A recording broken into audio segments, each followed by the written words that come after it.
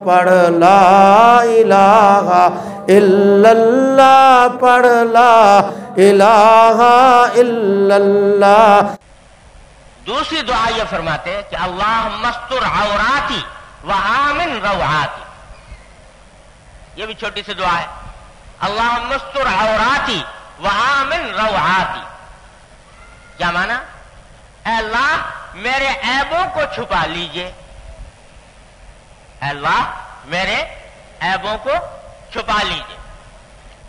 صبح کے وقت میں اس لیے تلقین فرمائی مانگنے کی کہ جب صبح کے بعد آدمی نکلے گا گھر سے باہر اپنے کاموں کے لیے، کوئی تجارت کر رہا ہے، کوئی ملازمت کر رہا ہے، کوئی اور کام کر رہا ہے، تو اس میں انسان کی عیب جو ہیں وہ ظاہر ہوں گے۔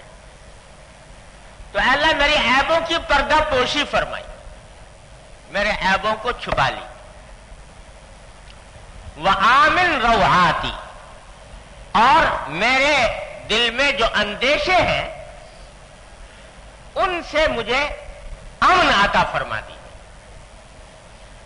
جب آدمی صبح کرتا ہے، یہ دنیا ایسی ہے کہ کیونکہ اللہ تبارک و تعالی نے یہ دنیا مجموعہ بنایا ہے اچھائی اور برائی کا، غم اور خوشی کا، راحت اور تکلیف کا، ہر چیز پیش آتی ہے۔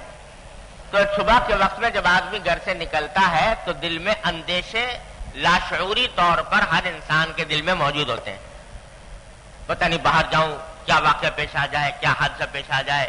آج کل تو ویسے ہی حادثات کا بازار گھر میں، کیا حادثہ پیش آ جائے، کیا واقعہ پیش آ جائے۔ جو کام کرنے جا رہا ہوں اس میں کامیابی ہو ناکامی ہو، کوئی عزت سے پیش آئے، کوئی ذلیل کرے، خدا جانے کیا کیا اندیشے لگے ہوتے ہیں۔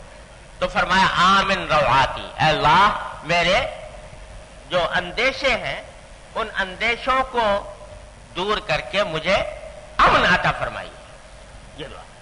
تو نکلنے سے پہلے اے اللہ میرے عیبوں کو چھپا لیجئے، عیبوں کی پردہ پوشی فرمائیے، اور میرے اندیشوں کو سے مجھے امن عطا فرما دیجیے۔